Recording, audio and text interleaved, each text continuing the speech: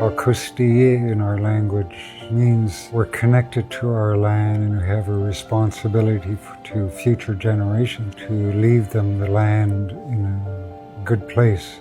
That legacy has been passed on through generations from the elders. The promise to protect the land and look after the land.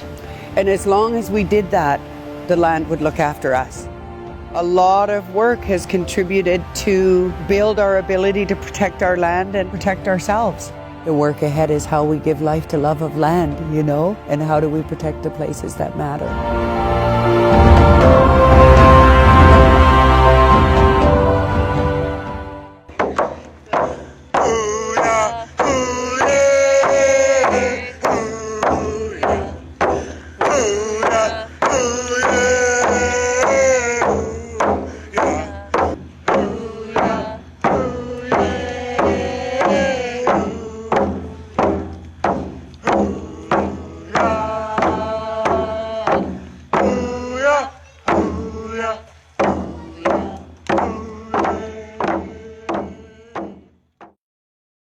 My name is Sue Carlick. I work for Taku River Tlingit First Nation.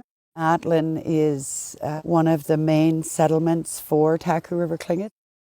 I was born and raised in Atlin, and so I love this community with all my heart. When visitors first came, they came following gold nuggets and looking for gold nuggets. Gold mining has had a profound impact on Tlingit history and certainly on what happened in this area in the past.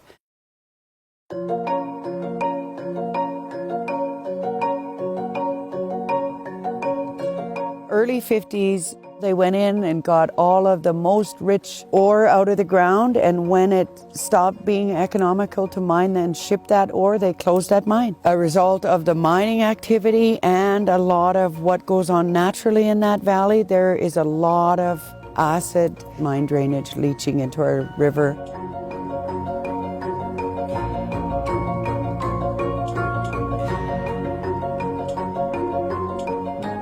Back in the 90s, a company called Redfern Resources wanted to reopen that mine. There was a project known as the Tulsa Chief Project. To them required a 100-mile road to be built to it. The Tulsa Chief Project helped to ignite an awakening about land protection. And so we start the work to stop the project. Our elders come out against the road being built. Many years of negotiations and environmental assessments happened, were not being taken seriously. We eventually ended up in the Supreme Court. And so the Supreme Court, he said, you have to accommodate the Taku River Tlingits. You can't just ride roughshod over their rights. And so consequently, we jointly negotiated a joint land use plan and a government-to-government arrangement, a joint authority over all matters in our traditional territory. And we ended up protecting over 25% of TRT territory in a joint land use planning process with BC. It seems like that fight hasn't ended yet. There's still really important places that need to be protected.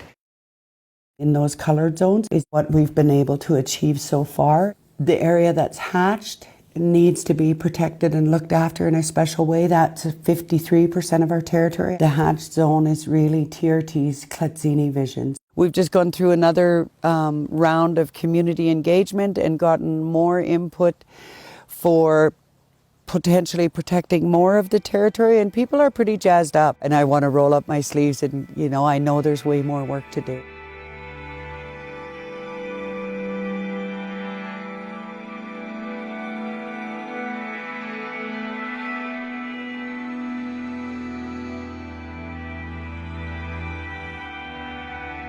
Protecting land really means having boots on the ground out here in the landscape. Putting lines on a map is just the beginning of the work.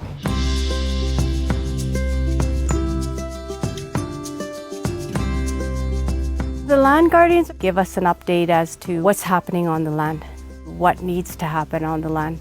They'll be with the canoe journey, or fisheries department might need help with the fish count or the weir setting, and they'll be out there doing that. They'll do some water sampling for the mining officer. They are our eyes and ears on the ground. Eyes, ears, and boots on the ground. Yes. Spring 2016, I started as land guardian. I started out with visiting lots of the placer mining operations.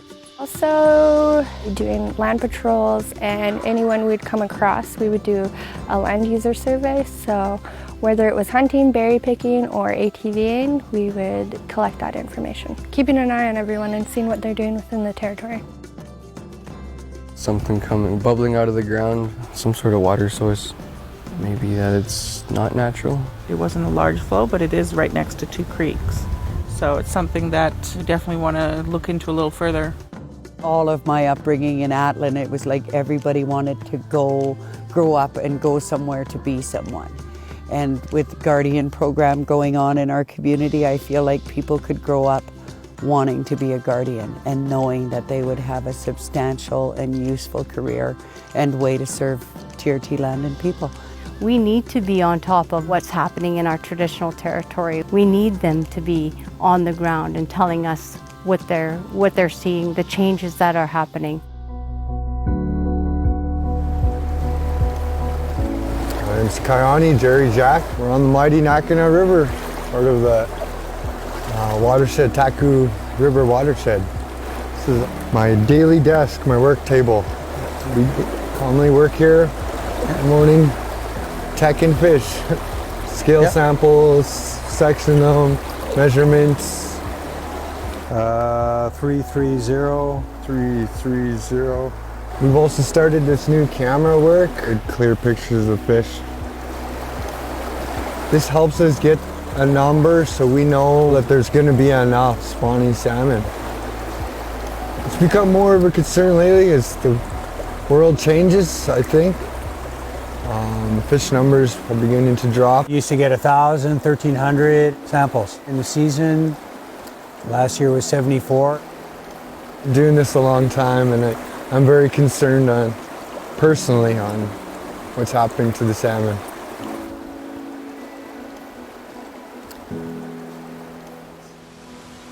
It's the very soul of what we are. Like, we're Taku River Tlinkits, we depend on the salmon.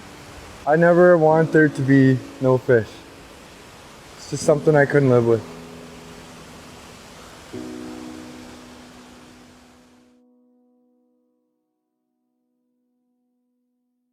So yeah, that's how it's supposed to look when it's ready to head in for a little bit of smoke. Ah, it's beautiful, eh? Just cutting this salmon and thinking about describing, that part of our territory where this salmon comes from. So much of the land that we've protected over the last, couple decades. It's necessary for this salmon to be available. Now my son's down there fishing, all of that happens because of cooperation. And that's what land protection really requires. It requires us to open our hearts and minds and tell the truth and look after places that matter. And then we get to eat this. And so, yeah, loving that. Okay, there's one more though. Wow. We've taken care of the land properly for thousands of years. It's only taken a short couple hundred to bring it to a very worrisome state. You have to work with the First Nation people in order to replenish our planet. It's 40,000 square kilometers that we have to cover, and there's just not enough people to do the work. Constantly, it's a catch-up game to stay on top of the funding for Guardians. This is a good initiative to be investing in a program that'll work. The link for me between protecting land and having guardians is really, those two pieces working together is what's going to reassure our people that land protection is actually working.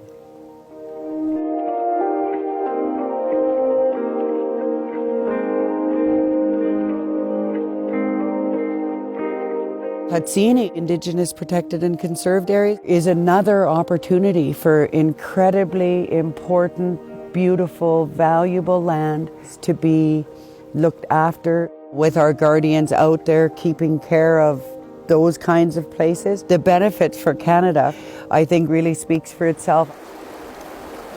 If I can, in one even little way, make it better for future generations and for the salmon and the bears, I'll do what I can.